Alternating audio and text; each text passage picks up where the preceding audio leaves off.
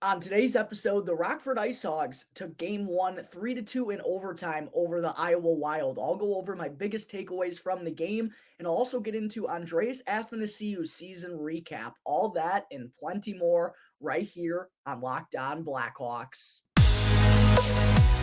You're Locked On Blackhawks, your daily podcast on the Chicago Blackhawks. Part of the Locked On Podcast Network, your team every day.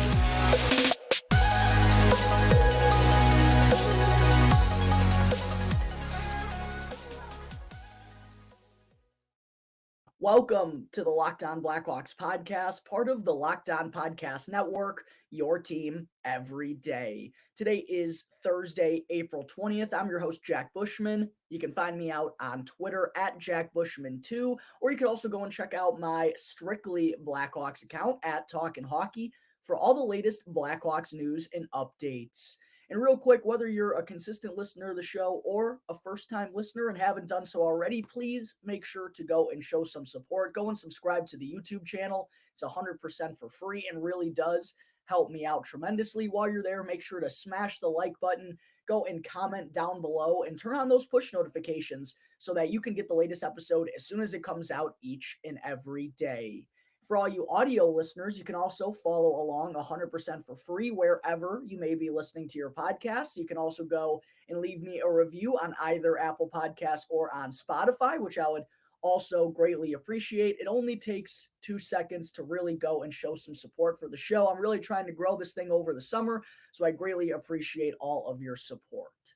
All right, enough of that. Good morning, everyone. Thank you, as always, for tuning into another episode of Locked On Blackhawks, your one-stop shop for all things Chicago Blackhawks. And while, yes, this show, Locked On Blackhawks, is known for being the one-stop shop for all things Blackhawks, the next, hopefully, couple of weeks, maybe even the next month or so, it's also going to be the one-stop shop for all things Rockford IceHogs because, well, obviously, the Chicago Blackhawks are not taking part in any of the Stanley Cup playoff action that kicked off a couple of days ago, but their minor league affiliate Rockford IceHogs were able to clinch a spot in the Calder Cup Playoffs on the final day of the regular season, putting them into a best-of-3 play-in series against the Iowa Wild. For the second consecutive year, the IceHogs are taking part in the best-of-3 play-in series, and last night was game one at the BMO Center down in Rockford. Another really close and contested game between these two teams as expected. I talked about this on yesterday's episode. Out of the 12 meetings in the regular season, folks, 7 of them wound up going into overtime. Well, for the 8th time this year, a matchup between the IceHogs and Wild needed more than just 60 minutes, but fortunately the IceHogs were able to come away with the 3-2 victory thanks to a huge OT GWG from trade deadline acquisition, Rocco Grimaldi, who was a force to be reckoned with all night long, one of my biggest stars from this victory last night from the IceHogs. But before I kind of break down this win in game one, I want to make sure to remind you all that I recently was joined by Rockford IceHogs defenseman Alec Regula and forward Ryder Rolston ahead of this series earlier on this week. And if you haven't checked out those episodes yet, make sure to go and do that. You can go and easily click on the YouTube channel and find those 2 videos. They're each about 15 minutes long, and both Alec and Ryder provided some great insight on where they think their game's at right now, also where kind of the mentality inside the locker room is, and just some great information leading up to the Calder Cup playoffs. You're going to want to go and check this good stuff out. Please make sure to go and do so. And while you're there, make sure to hit the subscribe button if you haven't done so already. If you are enjoying those interviews, and hit the like button as well, because that helps grow the show also. But getting into game one between the IceHogs and the Wild, like I mentioned, another close contested game throughout the course of regulation. The IceHogs actually were the ones that really got off to the roaring start in the opening 20 minutes, but funny enough, the Wild were actually the ones that managed to strike first off. Kind of a lucky bounce. A shot rang off the post. Arvid Soderblom, who was in net for the 4th consecutive game for Rockford. Actually, I think it's been more than that. I don't believe Jackson Stauber has played in like 3 weeks now. But the shot rang off the post. Soderblom and the IceHogs defensemen weren't really sure where it bounced to, and it ended up bouncing right to the stick of a Wild forward with a yawning cage. But after that, the IceHogs responded just 18 seconds later with a beautiful goal from David Gust to tie the game 1-1. And then actually late in the period, Brett Seney put the IceHogs ahead 2-1 and gave them the lead going into the first intermission. But yeah, I thought it was a really strong start from the IceHogs. Kind of unfortunate that they gave up the opening goal because they really could have been ahead by more given how dominant the opening period was. The middle frame was kind of more of the same. The Wild did start to get their feet under them and came with a little bit of a better charge. They managed to tie the game with a power play goal 2-2, but it still felt like the IceHogs were kind of in control of things going into the final frame. The third period, though, was when the IceHogs really needed Arvid Soderblom to come up big. The Wild were coming with their best push of the night. Momentum started to swing in their favor. They had some wind in their sails, but Soderblom shut them down in that third period to keep the game tied going into overtime. And then not too long into the extra frame, Rocco Grimaldi makes a steal, creates a turnover himself in the offensive zone, and then a beautiful shot to blow it past Wild prospect Jesper Wallstedt, a former first-round pick, and lifting the IceHogs to a huge Game 1 victory. Reminder, this is just a best-of-3 play-in series, so the IceHogs with a 1-0 advantage. That's going to be huge for them. They only have to win one time in these final two games that are now, by the way, getting shifted over to Iowa, with the Wild being the 4th seed, the IceHogs being the 5th seed. Obviously, that gives Iowa home ice advantage. So games 2 and 3 will be held out in Iowa. So really big that the IceHogs were able to take advantage of their home ice and get the job done. And now it's looking like they'll have a good opportunity to close things out on Friday when these two teams meet again for game 2. But some of my biggest takeaways that I had from this game last night, first and foremost, Isaac Phillips was a man on a mission. To me, he was the best player on the ice last night, and it was very evident from the early going. And he really looks like he's the full package at this level. I mean, I know he's probably not going to be doing the same things, at least as consistently as what we see him doing in the A. But to me, it's just so apparent that Isaac Phillips is ready to become a full-time NHLer next season. I mean, he's got the size and the physicality for it. He made some great awareness and high hockey IQ plays last night. The speed was on display on the opening goal of the game, or no, it was on Brett Seney's goal, actually. It was all created off a play made by Isaac Phillips. He chips the puck up to himself in the offensive zone, wins a foot race to get the cycle started in the offensive zone. Shout out to his D partner, Alec Regula, too, recent guest here on the Locked On Blackhawks podcast. Shameless little plug right there. He also kept that play alive by pinching up in the offensive zone, but Phillips was really the star of this play with that speed in order to start the whole thing off. And then when the puck finds him at the left point, makes some beautiful moves with the puck on his stick to free up some space. His shot does get deflected on its way to the net, but it takes a lucky bounce and finds Brett Seney for the yawning cage right in front. So that was just one example of Isaac Phillips kind of being dominant and doing whatever he wanted last night. Offensive zone, defensive zone. I loved how aggressive he was offensively too, because it felt like every time he had an opportunity to, he jumped up in the play, or he was down low in front of the net trying to get a shot off. I love to see the aggression out of Isaac Phillips last night. The speed, the size, the puck handling, the offensive ability that, maybe he doesn't get enough credit for. That was all very evident last night, and I'm super excited about the future of Isaac Phillips. He was phenomenal on that top D pairing with Alec Regula last night. Also, Lucas Reichel, no surprise here. The kid can absolutely fly, and he just has the ability, it feels like, to do something special each and every time he's out there on the ice. And a reminder, the kid's still only 20 years old at this point. The sky really feels like it's the limit for Lucas Reichel. I loved getting him a lot of NHL action down the stretch and then sending him back down to Rockford to kind of take what he learned and then come back and be the leader for this IceHogs team. I know he didn't wind up on the stat sheet last night, but he very easily could have. He still impacted the game in a big way, and I expect Lucas Reichel to be very active in games 2 and 3 if necessary in this series. And also putting him on a top line with Rocco Grimaldi, who, by the way, was a phenomenal trade deadline acquisition, along with Joey Anderson, two guys who, the AHL is weird because you have guys like Joey Anderson, and a better example is like Rocco Grimaldi, who's tore up the AHL his entire career, mostly in the Central Division, funny enough, a lot of it against the IceHogs. Now he's finally doing it for them. But he's one of those guys where, kind of like Dylan Sikura, where for whatever reason, whenever he got called up to the NHL, he just couldn't produce at the same clip. But going down to the A, they're one of the best scorers, over a point per game guy. To give Lucas Reichel, not only Rocco Grimaldi, but Joey Anderson on that top line, look out. That trio has the potential to be very deadly and to do a lot of damage throughout these Calder Cup playoffs. Also, I thought the additions this offseason of Luke Philp, Brett Seney, and David Gust were pivotal additions to this Rockford IceHogs club, because last year they were the fourth youngest team in the entire AHL. They didn't really have any of that veteran leadership or guidance to kind of help them throughout the postseason. Well, a couple of great acquisitions by general manager Kyle Davidson to bring these guys in and help the AHL roster, really focusing and putting a key on what's going on down here in Rockford. Sure, you want to have lots of young talent and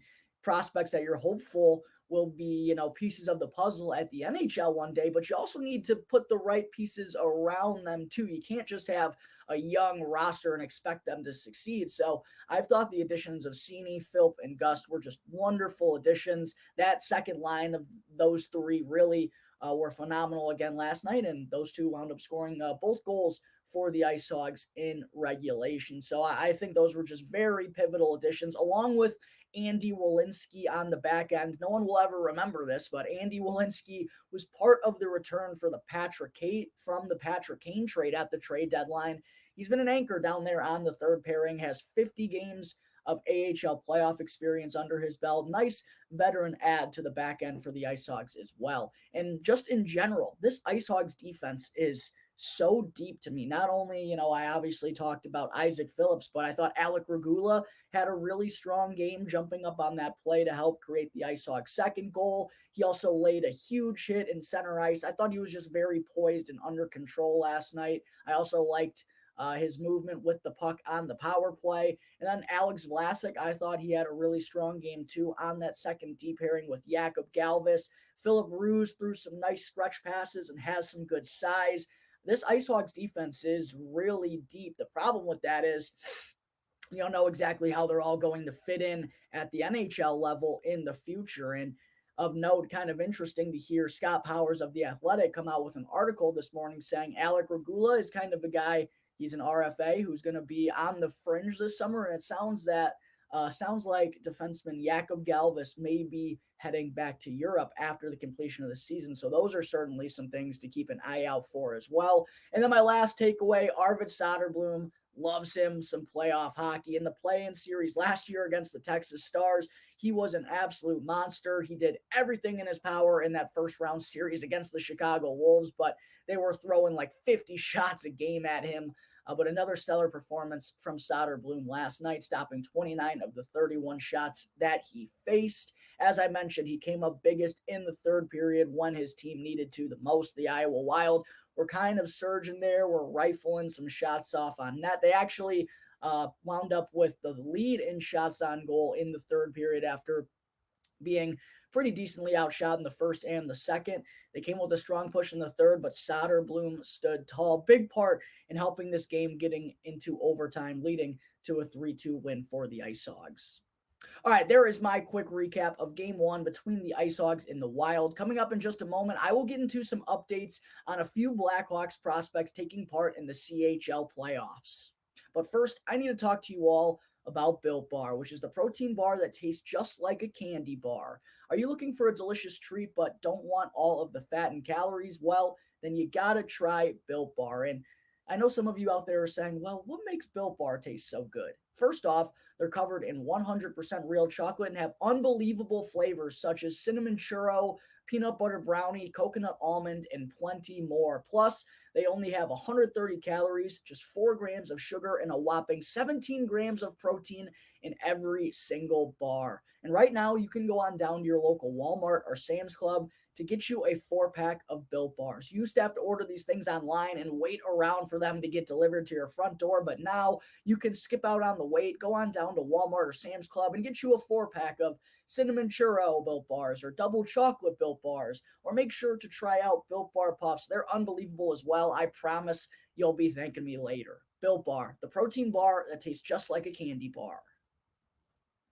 All right, we're back here on the Locked On Blackhawks podcast. Real quick, before I get into segment 2, I wanted to let you all know about some of the awesome stuff that I have cooking up for Locked On Blackhawks this offseason. Starting later on in this episode, of course, I will be bringing back my annual season recap segment where I go over each player's season and dish out a report card grade at the end. I'll also be starting my NHL draft profiles for the 2023 NHL draft. At this moment, the Blackhawks have 2 first-round picks and the potential to get more. So I love diving into NHL draft prospects.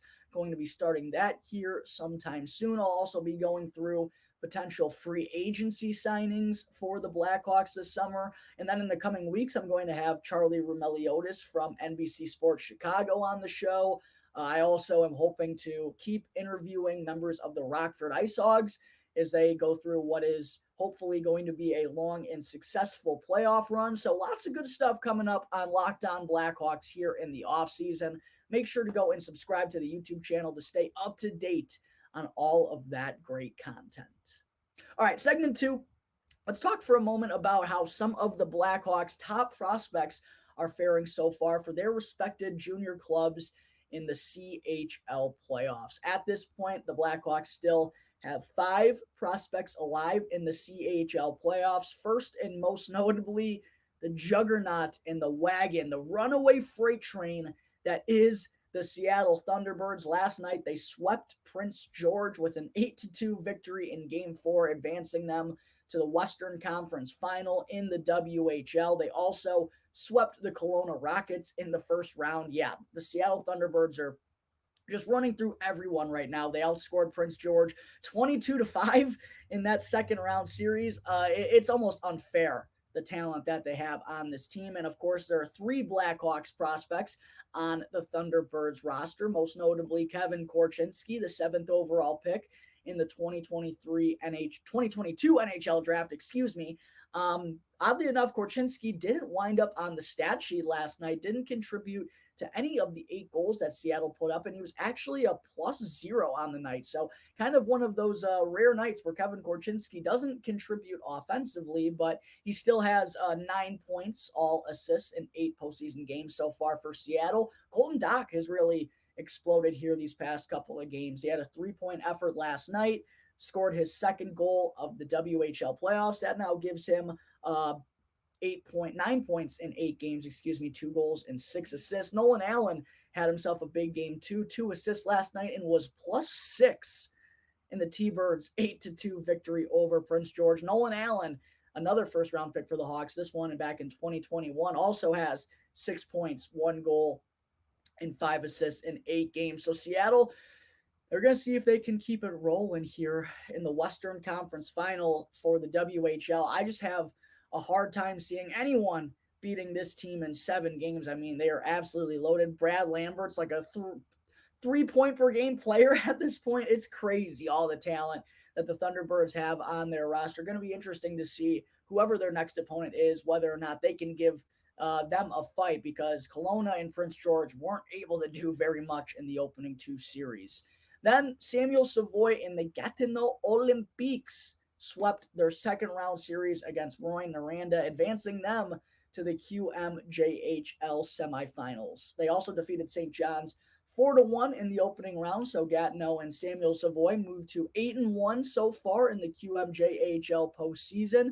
Savoy has been, for how dominant this Gatineau team has been, Savoy's been a little bit quiet. He does have 7 points in 9 playoff games, 2 goals and 5 assists, but it feels like he's been on the quieter front for the last couple of months now. I talked about it a lot on the show. He was off to a roaring start in the regular season, well over a point per game guy, before going ice cold down the stretch of the year that actually led to Savoy getting demoted down to Gatineau's third line, and he actually finished as less than a point per game player, ending the year with 59 points, 26 goals, and 33 assists in 60 regular season games. But Gatineau, I mean, if he can provide depth and an impact role down on that third line, I'm sure Gatineau will be just fine with that. They're going to be taking on Sherbrooke in the QMJHL semifinals. And funny enough, Gatineau and Sherbrooke tied atop the standings this season in the West with 105 points. So should be a very good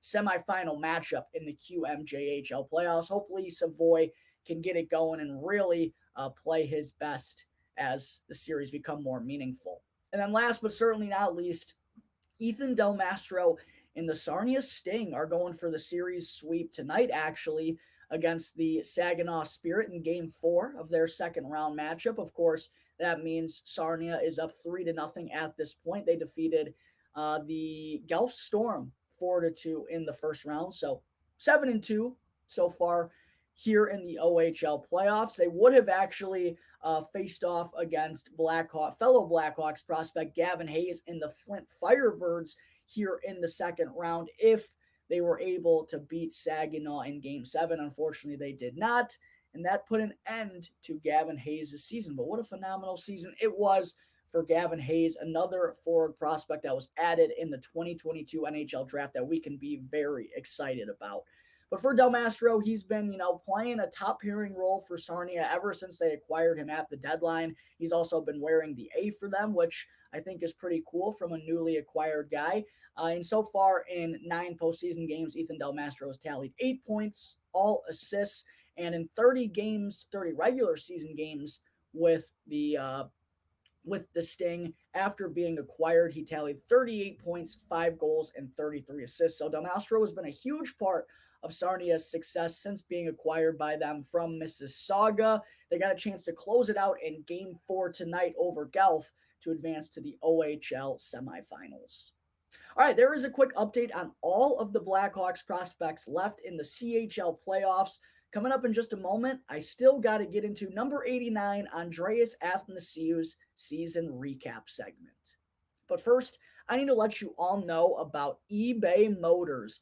For a championship team, it's all about making sure every player is a perfect fit. And it's the same when it comes to your vehicle. Every part needs to fit just right. So the next time you need parts and accessories, make sure to head to eBay Motors.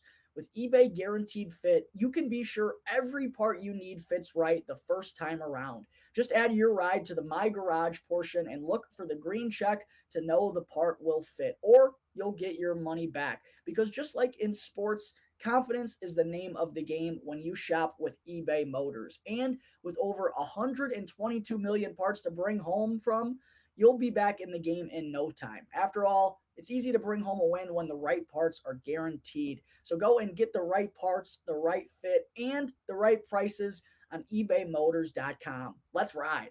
Eligible items only. Exclusions apply.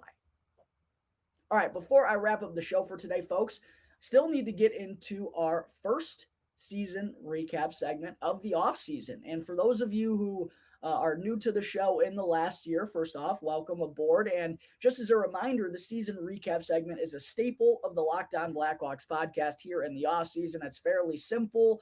I go over a quick recap of each Blackhawks player's season. Obviously, this year, a lot of guys and a lot of the leading scorers and most impactful players were shipped out at the deadline, so there aren't really as many to go through. I also have a requirement that player needs to play in at least 20 games to be given a season recap segment. I think anything less is kind of too small of a sample size. And then also we're just kind of going through, there were so many players that came through the revolving door from Rockford to Chicago this season.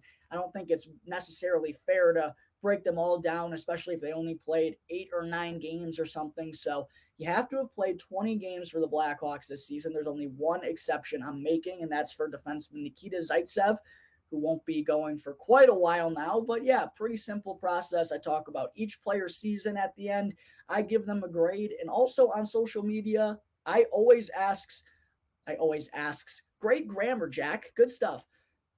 I always ask on social media what grade you think each of these players deserve. So make sure to follow at Talkin' Hockey on Twitter and capital LO Blackhawks on Instagram. Make sure to go and follow the Instagram account, by the way. Lots of good clips and stuff being posted there throughout the offseason, as well as me asking what grade you think each player deserved for their production this season.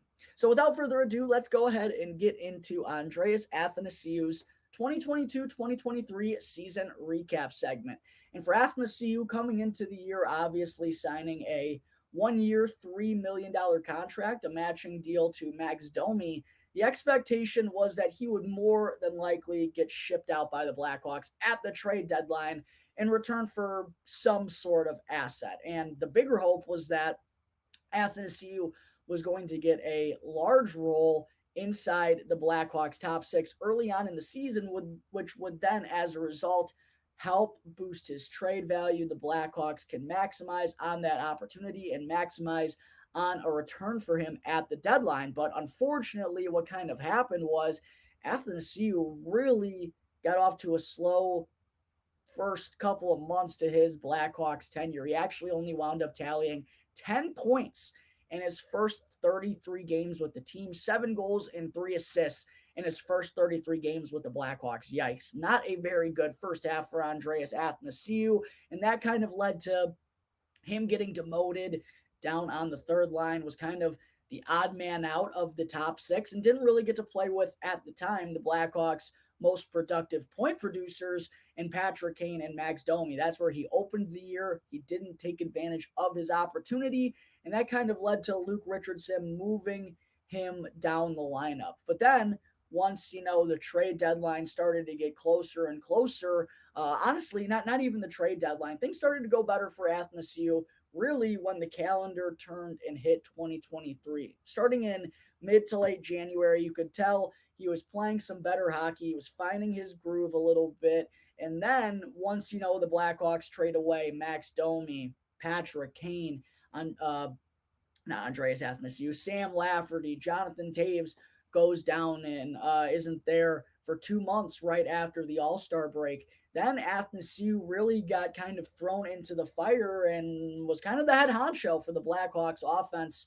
particularly in the last month of the season or so. And it kind of wound up being a tale of two halves for Andreas Athanasiou, because after the Blackhawks traded away, all of their big guns at the deadline, that's funny enough when he started to play his best hockey. It wasn't when he was playing with Patrick Kane and Max Domi. No, it was actually when he took their spot and became really the facet of the Blackhawks top line. So it was a very kind of interesting dynamic for Andreas Athanasiou. It didn't really make sense of when he was playing his best hockey. Like, also in the final 8-9 games for the Blackhawks this season, he was playing center. Andreas Athanasiou has been a wing his entire NHL career, at least, since departing Detroit. I don't think he played much down the middle for that organization either, but he actually handled playing the center position really well, and he and Lukas Reichel established some awesome chemistry together late in the season, and Athanasiou ended up finishing out the year on an unbelievable run. He had 20 points in the final 24 games of the season, 8 goals and 12 assists. Not only was the goal scoring evident, and that's always been the side of Athanasiou that's been the most prevalent, is his goal scoring, but his playmaking ability started to pick up as well when he went down the middle. 12 assists in 24 games. Let me remind you, this is the same guy that had 3 assists in the first 33 games of the season. So to see Athanasiou kind of have this almost full circle moment, it was really wild down the stretch of the season that this is when he was playing his best hockey. In that season finale against Philadelphia, he honestly looked like Connor McDavid out there. I mean, he was on a mission to get the W for Jonathan Toews. Closes out the season on a 4-game point streak, his longest point streak of the entire year. And he also had 4 multi-point efforts in the Blackhawks' final 7 games of the season. So pretty crazy how it kind of, once everyone got dealt, that's when Athanasiou started playing his most consistent and his best hockey. But it's a weird game, and weird things happen at all times. And thanks to his late push down the season, by the way, Athanasiou ended up reaching the 20-goal plateau for just the second time in his career, and the first since scoring 30 with the Detroit Red Wings way back in 2018-2019. So all in all, looking at the numbers for Athanasiou, he actually led the team with 81 games played this season. Also led the team with 20 goals, tied with Taylor Radish, the only two 20-goal scorers on the Blackhawks this season. Both ended up with 20. Athanasiou matched that with 20 assists and was the leading point getter for the Blackhawks this season with 40 points. Obviously, that probably would have not been the case had the Blackhawks kept Patrick Kane, Max Domi, yada, yada, yada. Andreas Athanasiou would not have been the leading point scorer, but still, regardless, the fact that his late charge led to him being the leading point scorer for this Blackhawks team, you can't use that as a knock on him whatsoever. Only 3 power play goals this year for Athanasiou, although he was mostly used on that second unit. And we know how the Blackhawks' second power play units have done over the years. Not very good, Bob, so not all that surprising that Andreas Athanasiou only had 3 PPGs in 81 games. A couple of intriguing statistics here, at least intriguing for me. Athanasiou shot 11.4% this season, which is below career average, but he did reach 20 goals for just the second time in his career. Now, I do believe 81 games should have this up in front of me right now. I do believe that's the most that Athanasiou has ever played in a season, but still, the fact that he hit 20 and was a below average on his career shooter this season, I think that tells you the special goal scoring ability that this guy has. He also saw the second most ice time that he's seen per game in a season was 16 minutes. And at the faceoff dot, as I talked about, Athanasiou fared better there than I think anyone expected. He won 46.6% of his draws down the stretch of the season for the Blackhawks when he was thwarted into the first line center position. And then as far as some of his analytics, the Corsi percentage was surprisingly good for Athanasiou, 47.8%. The reason why I say surprisingly is because, with the Blackhawks being, I'm sure, one of the worst analytical teams in the entire NHL again this season, not very many players are going to have Corsi percentages near 50%. So for Athanasiou to be at 47.8, I do think that's very respectable. He was also on the ice for 58 goals for at even strength to 74 against. That's what's going to happen when you're a big-time minute eater on one of the worst teams in the NHL. You're going to be on the ice for a lot of goals against. Don't hold that against Athanasiou, and don't hold that against Seth Jones. I'm sick of hearing about Seth Jones's plus-minus. Such a dumb statistic and a dumb explanation for saying he's bad. Stop that. But anyways, taking all of this into consideration for Athanasiou, second-time 20-goal scorer, leading goal scorer for this Blackhawks team, leading point getter, leader in games played, performed really well at the center position and down the stretch when the Blackhawks didn't really have anyone left on the roster to carry this team offensively. So all things considered, I'm going to give Andreas Athanasiou a B+ for his performance this season. Looking at the poll on Twitter, about 50% of the voters said that Andreas Athanasiou deserved a B. I don't really see how he can do any worse than that. I know it's a little disappointing that he wasn't good enough in the first half for the Blackhawks to flip him for something, of great help, of noteworthy addition at the deadline, but maybe that's still in the cards to do it next year. I mean, Athanasiou is going to be a UFA, and the Blackhawks have to like what they saw out of him at the end of the season, and they'll certainly have the financial means to give him a pretty lofty offer in order to hit that salary cap floor and to bring him back. Maybe he wants a little bit more security at this point in his career. I still don't know if he's going to find that. I feel like a 1-year deal is still most likely for Athanasiou, whether it's Chicago or somewhere else. And maybe the Blackhawks give him the most lucrative offer and they try to flip him once again at the deadline and hope it works out this time around. So we'll see how it all goes. Andreas Athanasiou officially becomes a UFA on July 1st, but based on his strong performance in the second half of the season, I know he was a disappointment in the first half, but I'm still going to give him a B+ for his performance on the season. All right, folks, I think that is going to wrap up Thursday, April 20th's episode of Locked On Blackhawks. Thank you all again for tuning into the show, and be sure to go and follow Locked On Blackhawks for free wherever you may be listening to your podcast, and go and subscribe to the YouTube channel, and that way you can get the latest episode as soon as it comes out each and every day.